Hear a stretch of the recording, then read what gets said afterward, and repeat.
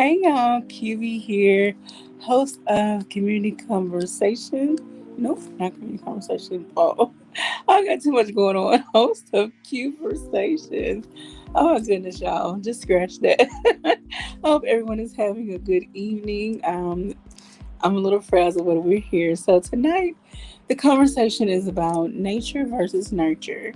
The case of Jekyll and Hyde. And I know this seems like an age-old discussion. It's like here we go again. But the purpose of this conversation is to just discuss those points and to look at okay, if one or the other is the case, or they both coincide, they both operate together, how can we use that knowledge to better help those in our communities who seem to be struggling with getting ahead, making advances in life, or just getting out of their environment, not becoming a statistic, not becoming victim to their circumstances, so forth and so on. I am a community-based person, which means I love all things nonprofit. I love all things community service. And hey, Truth, how you doing?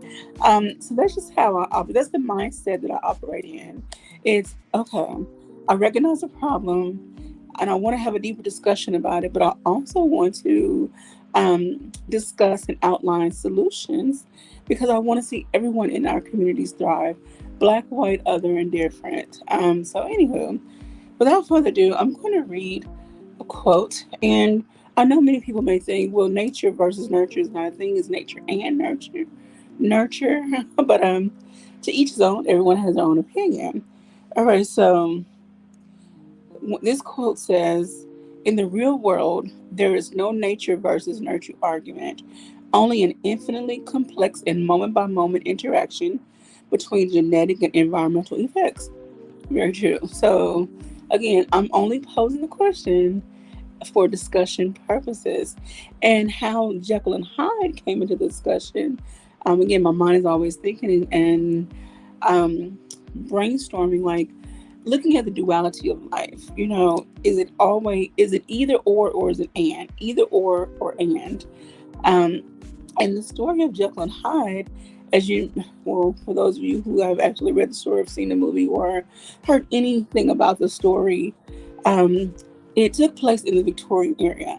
And in that time, people were expected to live a certain way, just, walk their straight line, be polite, and all that at all times, and, don't break the law, and, yes, sir, no, ma'am, and that kind of thing, just be the straight up standing citizen. With this particular person, Jekyll, Dr. Jekyll, there was always this dark underlying essence to himself.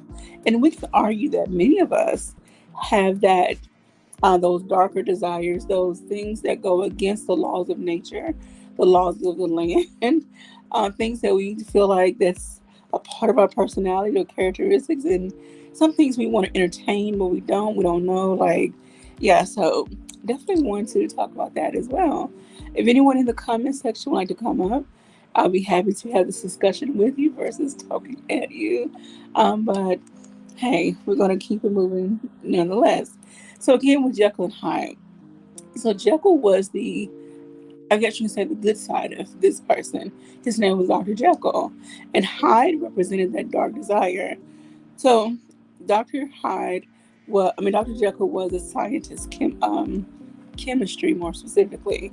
And so he dabbled and dabbled in all types of, potions and things of that nature. And he found this, I don't want to call it a potion, this solution, this something that he can unlock his inner side. He can suppress it and unlock it at will.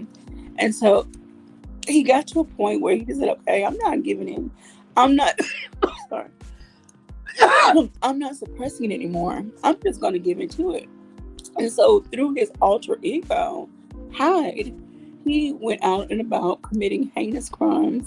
And then when he did what he wanted to do, he got back into his, normal self. So how often do we struggle with, that inner part of us that says, okay, what's right and what's wrong, what's good and what's evil, what's, light and what's dark.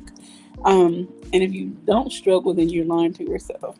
We all struggle. And no matter where you are and what stage in your life you're at, if you go to church, you're a Christian, you're a Baptist, I mean, you're a Buddhist, you're whatever religion you practice, um, you still struggle with this duality. All humans do. We all do. People see me as this quiet, kind, go along and get along kind of person, but I promise you, there's a dark side. I just choose to keep that part of me suppressed because I don't know how far I can go. And I don't want to know how far I can go into that dark side. We're all familiar with the concept of yin and yang. It's like it's not the absence of dark and light; it's the dark with the knowledge that light is there, and the light with the knowledge that dark is there. Anywho, so yeah, it's true. The flesh and the spirit. We definitely play tug of war all day long with what's ethical versus what's moral. And some people operate with their moral compass going forward more than others. So anywho, I just wanted to get you all's opinion, insight, truth. I really would be happy if you would come up and discuss things from your point of view, from your experience, from your knowledge. And then I want to talk about things. Many of us grew up in different neighborhoods, different demographics. I grew up in the rural country, like rural area of Arkansas, like fields, cotton, wheat, fields all around. When I first moved to my great aunt's house, they had cows and chickens and things like that. So some may say my life was a little sheltered, and so I was raised different. A lot of us were raised differently. I knew my mother and father. I had a great relationship with um, my mother, and anywho, I didn't live with her, and so my family, my cousins and aunts, they raised me, and they raised me in a particular way. Don't do this, don't do that. Anywho, as I got older and went to So college, my I started giving into some of the things I wanted to do versus what I was taught to do. Welcome, Truth, to the panel. Thank you for joining. Good evening, my sister QB. How are you doing? I'm here. All um, right. but I'm Um, blessed nonetheless. yes. So I just want to get your take on this whole, good versus evil, like you said, our flesh versus our spirit, and how people often either give into or they work hard to stray away from how they were raised, the environment they lived in, and some people go either way though. But so I just want to get your insight. Um, yes, for me, it's a constant battle that I have to deal with daily because of the world and the fallen state that we live in, and it's more so now that I have given my life to Christ, and then my life before my journey of sanctification. Prior to me being saved, I was honest to myself. Basically, I was the God of my world. Mm, So where I would actually give in, what you like to say, to my flesh or the hide part of it, okay. um, where I didn't care how it affected other people, and the end result was always in my favor. Uh, um, and even at to the expense of sometimes people would get hurt. I would end up hurt, Mm, and as time went on in life, I wanted change. I wanted to be different because I saw that it was just it was like a never-ending repetitive cycle where I finally realized there was no growth, and I got tired of myself, and I got to a breaking point where I no longer wanted that type of lifestyle where it was just high. It was just about me. I was the god of my decisions, my world, and how I move at the expense of other people. So now that I have the Jekyll and Hyde, it's even tougher war because even when I be like, okay, I want to succumb to Hyde, I still have to keep Jekyll.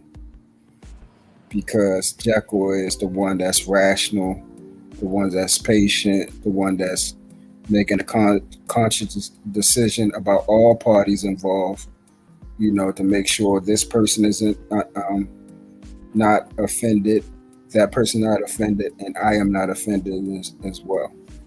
So, Okay. All right. Thank you. And I want to just say hello to everyone that popped in the chat. Thank you all for tuning in. Opinions are welcome. Anyway, moving on. So let's look at this from, a real life perspective, an everyday perspective. We see individuals that struggle with many things in our communities. I don't know where you were raised and how you were raised. Like I said earlier, I was raised in the country, so I was shielded from a lot of things that many people in the inner cities grew up experiencing. And so statistically, I guess I should have become this very successful, married, nice home, good job, all that kind of stuff. Statistically, I guess I should have been that person, but unfortunately, that's not the way life turned out. And so, what was your upbringing like? Not to get too deep, but like what inner city rural, like where did you grow up? yeah, predominantly my life was in the city, uh, Okay. where my mother and father, they were married. But then as I got older, I think around like, well, they still were married, but they were separated. Okay. And my environment that I grew up in was my grandparents. They were married, like my father's mother and they father's mother and father. They were married, and my granddad and my grandmother on my mother's side, they were married. So I grew up in a household that was structured, as far as having divine order, as far as man, woman, and children, and everything that was ran through came through the man. Everything was delegated through that. Okay. As far as my upbringing on the outside, of course, we went through, city schools where, there were bullying situations. Of course, there were situations where I've seen, illicit drug activity, uh, sexual exploitation, and pretty much the statistical black male child growing up, Okay. to see violence and being involved in violence. So would you say that had an effect at some point in your life on you, um, as you became a man and how you operated in life? Yes. Specifically, I had to deal with earlier situations where with abandonment. Okay. And abandonment in a situation that, my first love, which was my mother, which is every boy's first love, Mm. um, she worked a lot. And by her working a lot, it was less time for us to build that type of intimate relationship where we were connected from mother to son. Okay. And that later on translated into other relationships and aspects where that became a very problematic thing for me, where I felt as though that where I am loyal and committed, others who I've been involved with, business, personal, and otherwise, it hasn't been reciprocated. And that became a main problem for me. And then also for me being involved in violence and, drug activity and seeing violence, later on growing up, I got involved with it, especially when my mother's mother had passed away, which was basically the link to my faith because we was brought up in church. We had to go to church 7 days a week, and she was the main one that kept me grounded for 14 years of my life. Where I stayed out of trouble. Once she passed away, that's when I started to tiptoe into that dark world. Okay. Alrighty. Thank you for that. What's up, Wally? How you doing? All right. Thank you, Miss First Lady Tammy, for joining us today. How are you doing? It's Tammy. I'm good. How's it going? All right. So, would you like to jump in this conversation? Sure. Okay. So we're just talking about, nature versus nurture, or basically nature and nurture, and how it affects or can impact someone as they're growing up. Which one has the most impact, on how someone may possibly turn out. And then in turn, knowing these things, how can we better help those within our communities that seem to be struggling, with rising above being statistic or stereotype, falling into the stereotypes, and then also becoming a statistic. Like I said before, I'm the type of person, I am community minded, oriented. Like, I love doing outreach work. That's just who I am. I know that's not for everybody, but that's just who I am. So I loved having conversations where we can then, come to some kind of solutions to see how can we help. We can't save everybody, but hopefully each one can reach one in the process. But so, Miss First Lady, what would you like to add to this conversation? And talk a little bit about how you were raised, or where you were raised, versus city versus country, or whatever. And did that have an impact on you growing up, on the decisions you Um, made? I mean, I don't necessarily think where I grew up had an influence Okay. on me. Um, so I mean, for me, that just would I wouldn't say that was impactful at all. Okay. I think the way I was raised was impactful because I think the way you're raised teaches you either the kind of parent you would like to be or the kind of parent you would not like to be. Right. So, and my mother was extremely strict, um, to the point that as a parent, there's things that I just refuse to do when it comes to raising my daughter. So, even the way that I discipline her is very different from the way that I was disciplined.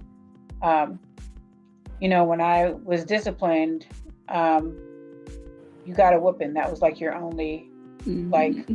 that was the only punishment you got was a whooping. That was it. That was all. Um, and so with my daughter, it's a little bit different. Whereas I do give her a choice to get a whooping or to get something else.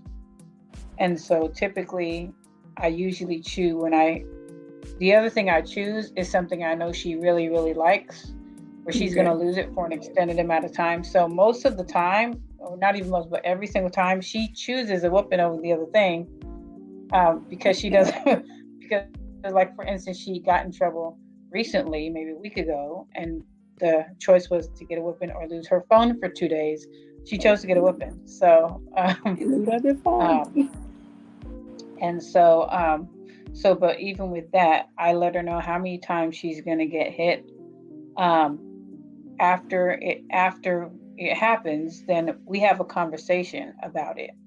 We have a conversation about why she got in trouble. What could we have done differently? What are we going to do different the next time?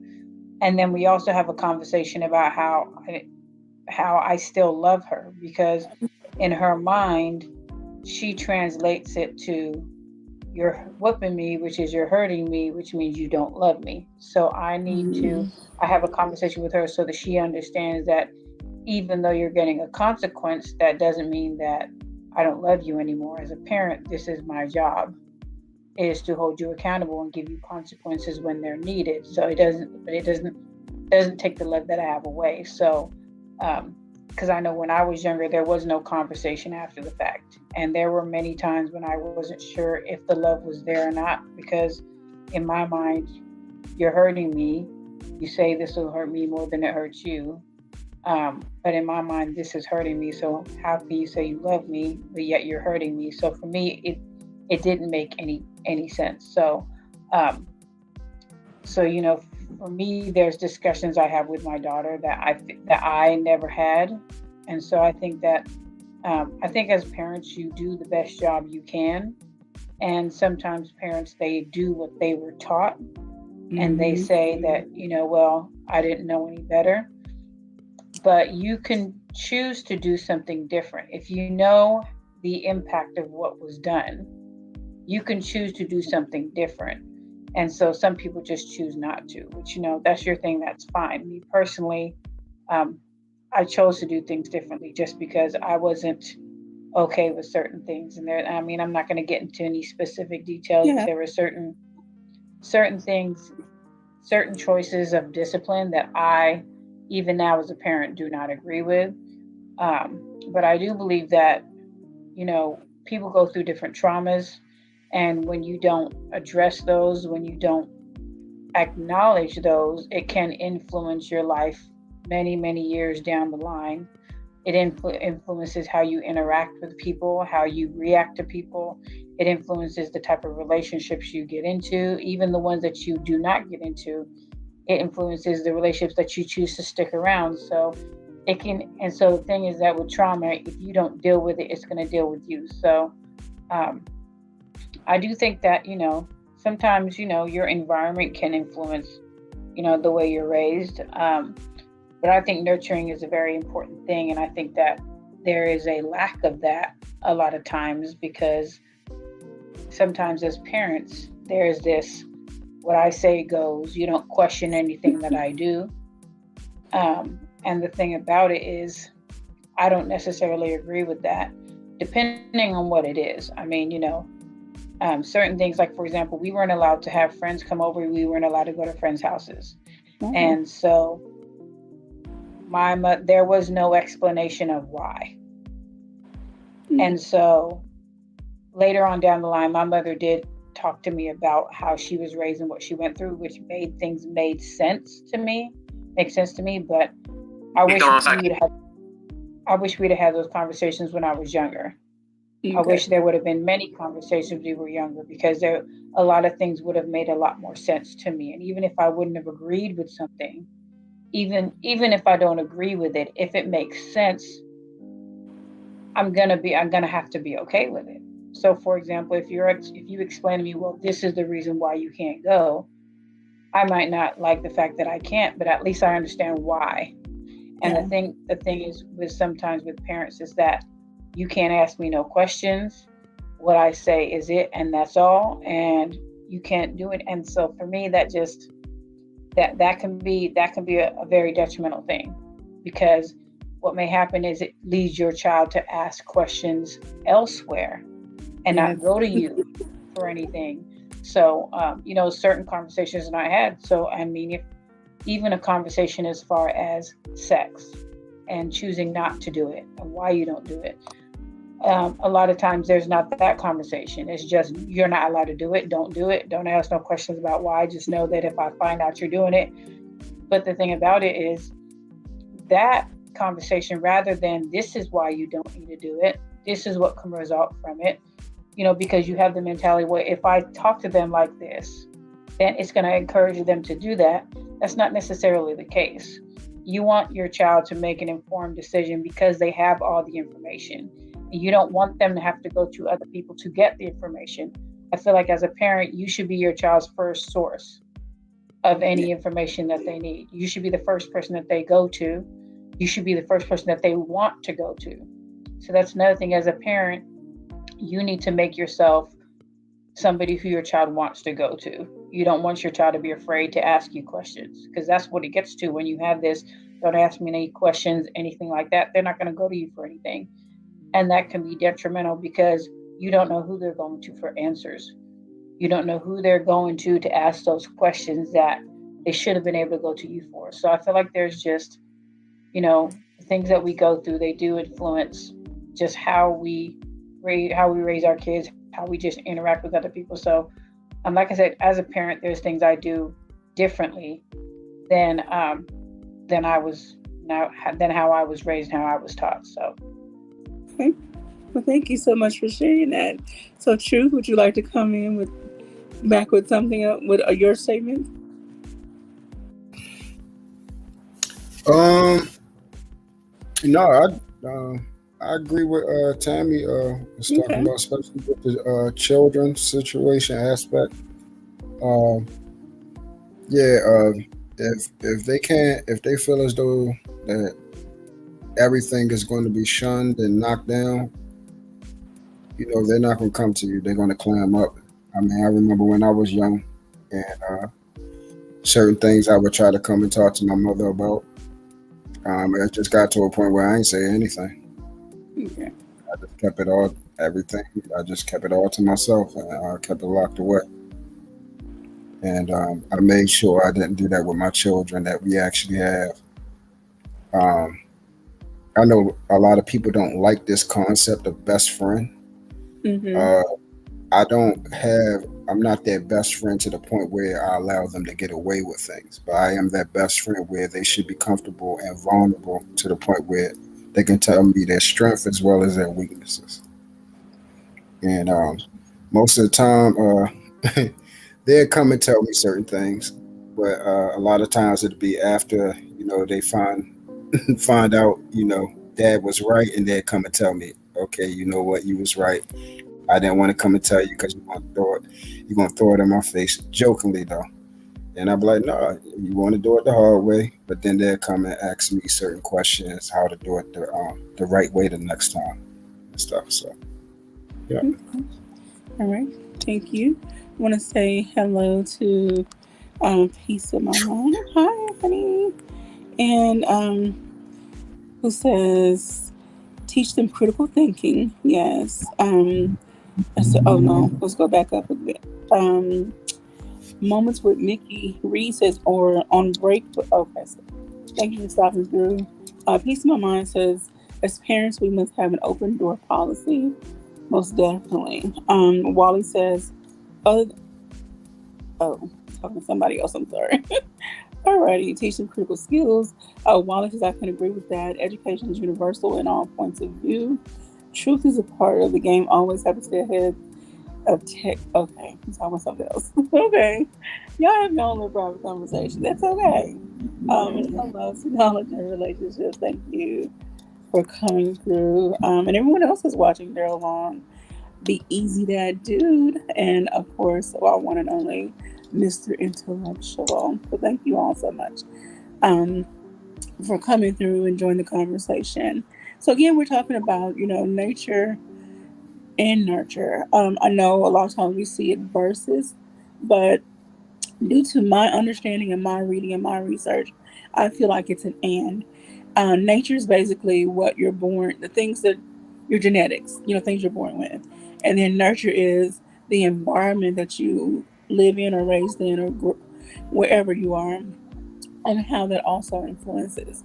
And the case of Jekyll and Hyde is about we operate in duality.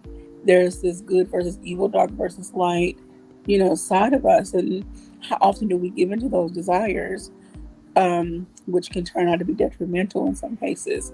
Do we act a certain way because society says so, or because we actually want to act a certain way? So these are just all questions and thoughts that I want you to think about. And then think about it also as, we're constantly talking about how it takes a village, to raise our kids and everything. So it's like, do we really follow that mindset, or do we just say, well, I got mine, you get yours, I raise mine, you raise yours? Like, where do we fall on that spectrum as well?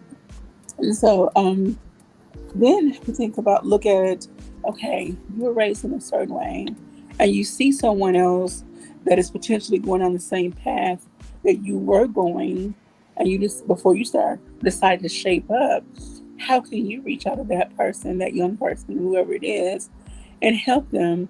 Or you see someone that's already so far gone, say they have an addiction to something, they're living a life that can lead to a bad end. How do you reach out and how do you help them? Um, it takes different things for different people, I know, but it's like these are just things I want you all to think about as you go about your daily life. Um, I know that some people live in this space where it's all about me, and then some people do live in a space where, okay, I really care about my neighbor and not my next door neighbor, my neighbor across the way, across the globe, across the street, whatever. So, anywho, I know that this conversation is not for everybody, but I really do appreciate you all for jumping on and joining this chat with me. So true. Um, you okay? First, do you have something you want to say before I ask the question? Oh no, no. Okay. Well, my question to you is, okay, looking at, you talked about where you were raised, how things were, and you talked a little bit about how you made some choices in your life that you weren't very proud of. Um, in where you live, in the area where you live now, do you see young people that you can make an impact on and help them possibly go down a better track? Or do you feel like they just need to make their own decisions and hit life hard, hit it hard?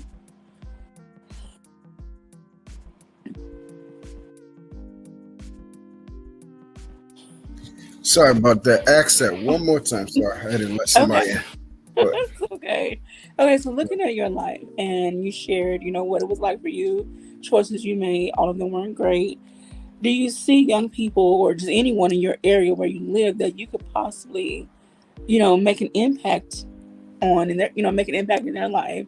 I said, hey, look, I see what you're going, what you're doing, where you're headed. Let me help you out. Like, is that a part of who you are? Like, wanting to reach out and help other people? yes, I've shared this since I've been on here. One of the things that God is molding me and shaping me into is to be the person that I needed. I grew up without a father for majority of my life. I had him for 7 years, but it was a great 7 years I had my father. But and I've always had mentors and males that were in my life and everything. I was always around a male figure, masculine men and everything like that. But as far as consistency on how to actually be a man and make sound decisions, I didn't have that. So the guys that I have in my life, my brothers, their nephews and things, they call me up, ask me, questions and situations, how to handle certain things when they was in school. Son, he calls and asks me questions. He also gets his people he go to school with, his boys, because they actually go to a school where they have to live on campus. Okay. It's like I forgot what type of school it's called, but they be in that dorm and he would call me up on FaceTime and everything. They would ask me questions about God, about getting a new job, about school, where they were headed at when they about to graduate. How to handle things about girls, um, so on and so forth. So all the information that I know now, I give to them because I didn't have that when I was coming up in my adolescent years on my way into adulthood. So I try Mm. to be what I needed. Okay. That's awesome. Wally says boarding school. Is it a boarding school that the kids go to? Yeah, something similar like that. Yeah, Okay. I think that's what it's called. All right. So a piece of my mind says, nature makes you go through life on survival. Nurture allows you to move with serenity. Okay. I think you need balance, and ask them if it's okay for you to help them lend a helping hand. Yes, most definitely. Because some people, you try to reach out and help them, they would definitely shoo you away and probably cuss you out and more things. Saying, I don't need your help. You don't know my life. You don't know me. I'm Mhm. fine. So yeah, you have to definitely approach with So, caution before you try to help anybody. Tammy, would you like to have anything to add? Yeah, well, I'm a teacher, so I'm seeing kids that I can influence and impact all the time. So, and I'm a special education teacher, so Okay. um, I I at one point I've had 6 or even 7 ED students. So the classification ED is emotionally disturbed. So Okay. those are students that a lot of times have a lot of behavior issues. They use a lot of profanity. They're getting into fights, all different kinds of things like that. Um, at one point, I've had 6 or 7 in the same class, and I don't have those type of issues. But I try to connect with my kids, so Okay. I talk to the kids a lot of times about the things that I've gone through, even just about the way I was raised. I talk to them about the fact that I've been homeless before. I talk to them about my journey to be a teacher. I talk to them about all these different things because I think when you're a teacher, students see you as in a certain kind of way until they Mhm. see that they can connect to you. And when they feel like they can connect to you, it allows them to open up. So, and they see that you're truly invested. So that trust begins to build. So I have students that will come to me even on their break or during a passing period that will come and talk to me or just I will check in with them to see how they're doing. Um, I think that just is so impactful for them, because if they don't necessarily have somebody to talk to, they know that they have me, Mm. and I'm one of two Black teachers at my school. So there's another way that I can be impactful for the students that look like me, because they have somebody that they can talk to that can understand certain things about what they go through. So, I always try to build that connection and relationship with the kids, because I believe that the relationships are in most cases more important than the academics, because if you can't even build that relationship, you may not even get to the academic portion of it. Every day that I'm there, I'm making impacts on kids. And I had a student who, him and I connected because he'd been homeless before. So when I talked about being homeless, he felt that I could relate to him in a lot of different ways. And he ended up actually leaving the school. His mom pulled him out, and it was a surprise because nobody knew. But he ended up calling the school and leaving me a message and said that he missed me, and I was one of his favorite teachers, and he really appreciated everything that I did and every time I talked to him, and he missed me. And um, I thought it was a really sweet message, because he was a kid that he would get in trouble in some other classes, but he was one that I was always able to talk to him and even calm him down and really reason with him and understand why he did certain things. And so I think that he appreciated that, because he got his first A in my class, and he was really shocked when he got that, because he was like, I've never gotten an A before. And I said, well, you earned it, so I'm going to give you the grade that you earned. So and then I got to know his mom and had a really good rapport with her. So because I do develop a rapport with the parents as well, because it's nice when the students can see that me and the parents are on the same page. So I like to build those connections, and I tell the kids all the time that you don't know what somebody else is going through or what they've gone through. So just keep that in mind and try to empathize with somebody else. Just be careful of the way you react with somebody, the way you interact. I say you can only control your actions; you can't control somebody else's. So always keep. You never know what somebody else has gone through.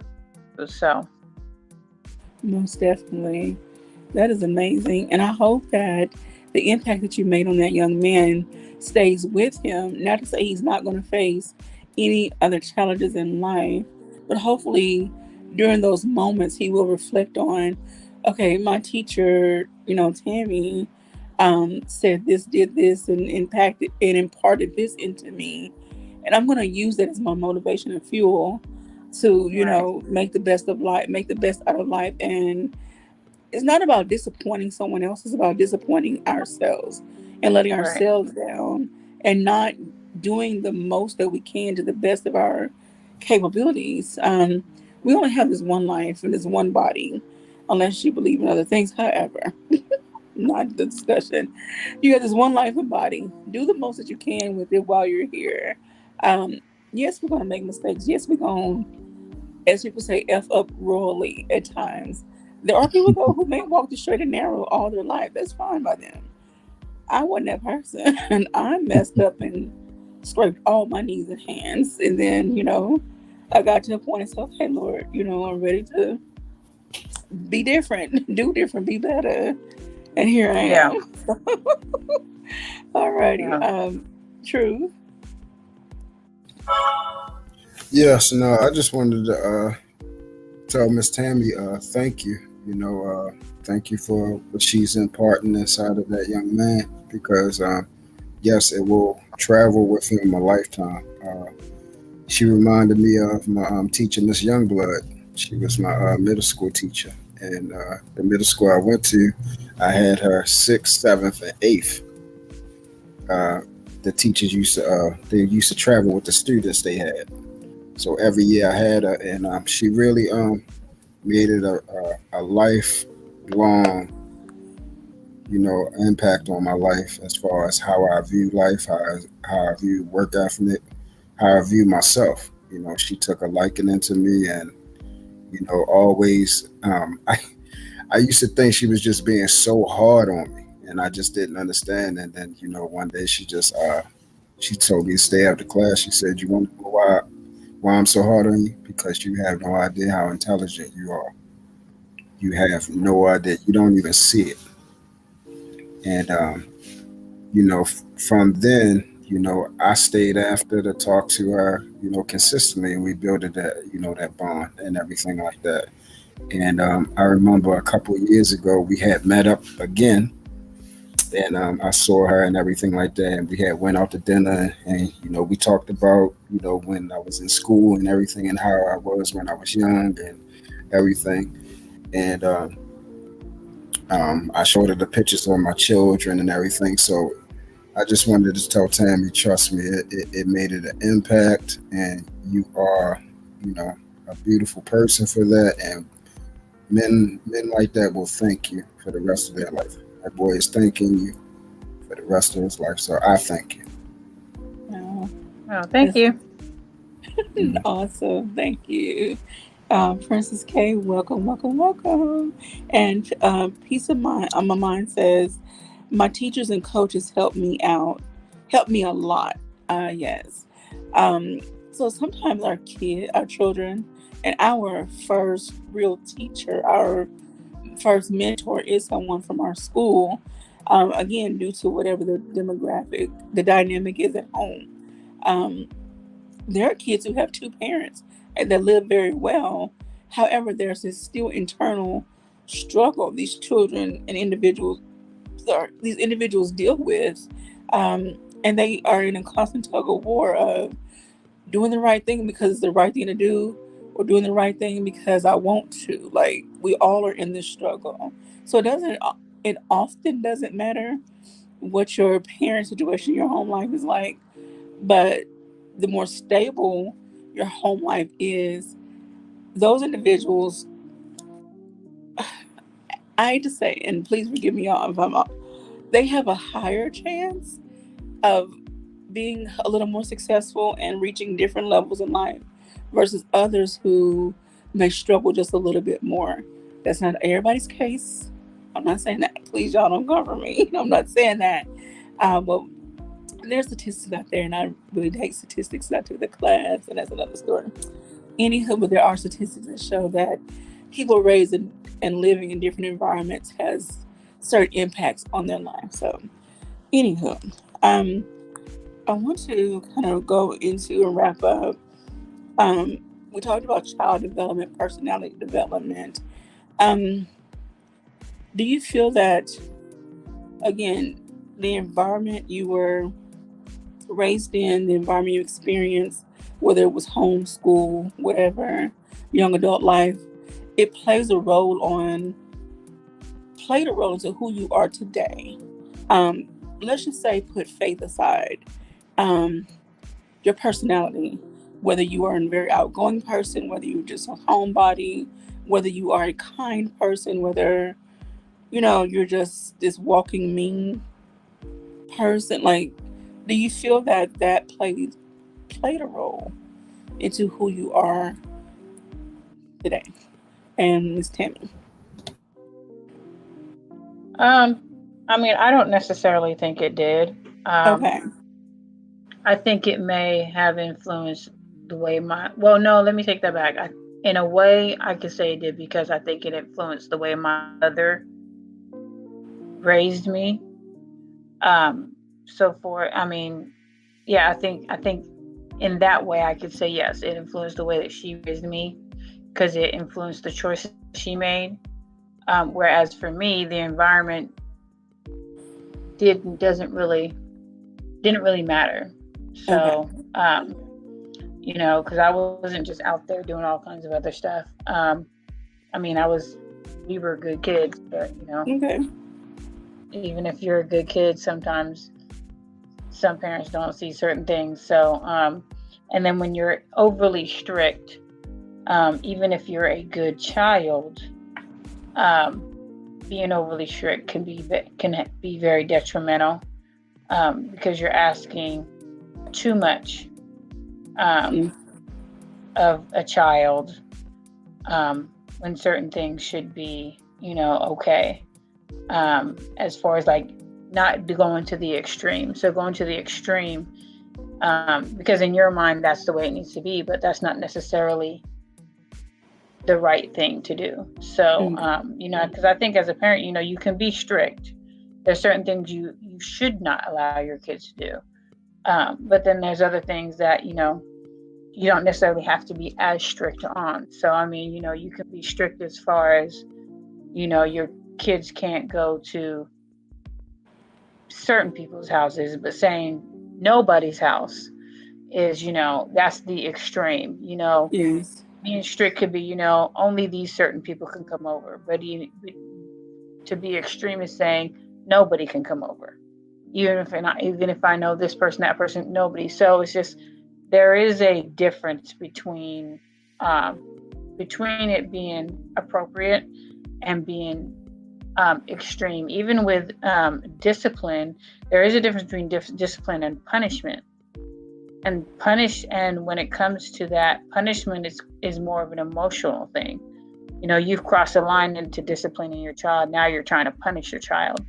And so, discipline is used to teach them a lesson and hold them accountable. Punishment is, I'm pissed off, I'm mad, and I want you to feel how angry I am. So, I think that the environment that you're raised in, it can influence how you grow up, but it can, and not, like I said, in my case, I think it did have some influence on the way that my mother raised me and some of the choices that she made.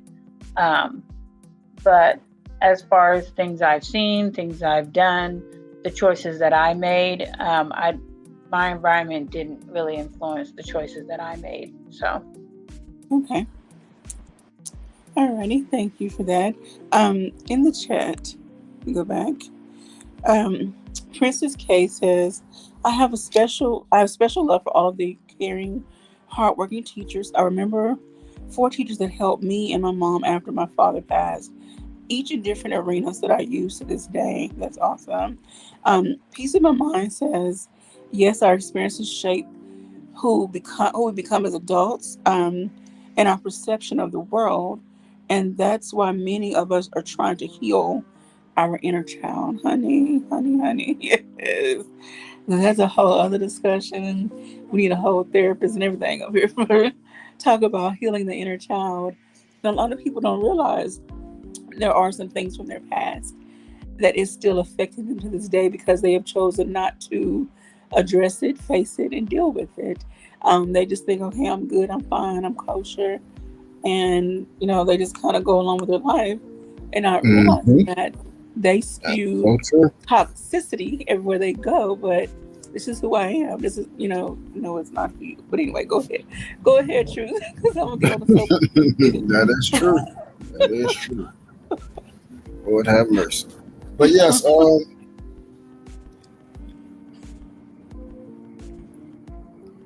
I mean, I always say this is two two parts of my life. As far as my grandmother, like she was the one that really imparted mostly on my life. She the one that showed me work ethic, being constructive, discipline, consistency, how not to be complacent, to be thoughtful, diligence, make sure to have manners and morals, obedience. She really had a great balance of how to, uh, and I like what Tammy said. She really displayed discipline, and my mother displayed more of punishment. Okay. And that's one thing, and a child does know that. And I'm actually going to when she said that about the punishment discipline thing, that actually that was profound because it just made me think a lot. But yes, she made sure she had a balance of discipline and love. She knew how to stick to her guns, but at the same time, when you did what you're supposed to do, and you had to do what you're supposed to do, but you were rewarded. And the Hmm. one thing she taught me how to be honest and keep my word, because that's one thing she didn't lie to me. And whenever she said she was going to do something, she did it. Okay. And that's the same thing as well as my grandfather. He was from the military, and everything was structured in the household. Things had to be a certain way in order. We sat at the table. So all these things um, built me as my core. Now, the things outside of the world and the things that you experience with other people, they also play. I think they placate into your behavior Mm-hmm. settings and your habitual tendencies. But who I've been at my core has remained all the way through, even through what I like to call my 7 year period of darkness when I was at my worst to where Okay. I'm at now. My core setting is still the same. My discipline, my diligence, me being organized, construction, knowing the balance between discipline and love, which I apply to my children and my parenting, and as well as my relationships with people. Same thing. I'm not an enabler, and the thing is, I can be tough. I am very tough, but I also am very loving and loyal and committed. Okay. So Okay. basically, I got the balance from my grandparents. Alrighty. Awesome. Alrighty. Well, I want to thank you all. Tonight is going to be an abbreviated show. Um, I definitely want to thank you all and everyone for stopping through the chat. Thank you all, First Lady Tammy and Truth, for joining me in this conversation. I know it wasn't very in depth and very long, but I hope that someone walked away with something. And I hope that you are inspired slash motivated to reach out to someone else and help someone else who you may see struggling. I feel that we all have a responsibility one to another.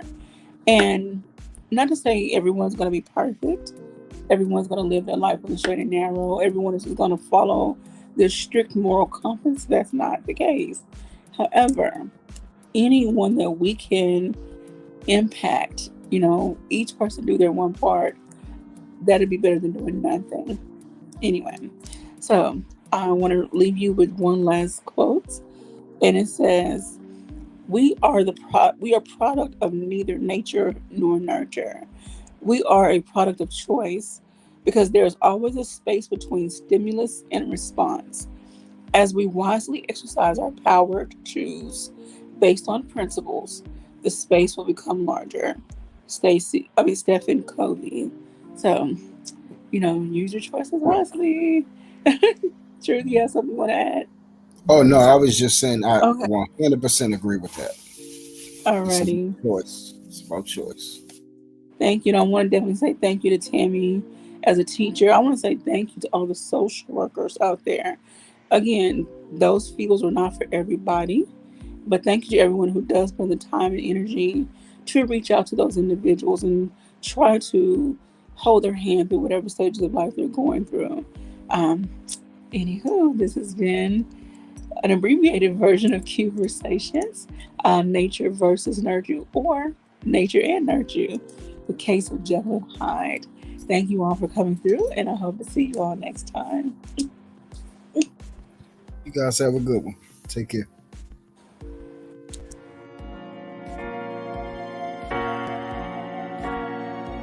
DJ, DJ, DJ, DJ, DJ, DJ.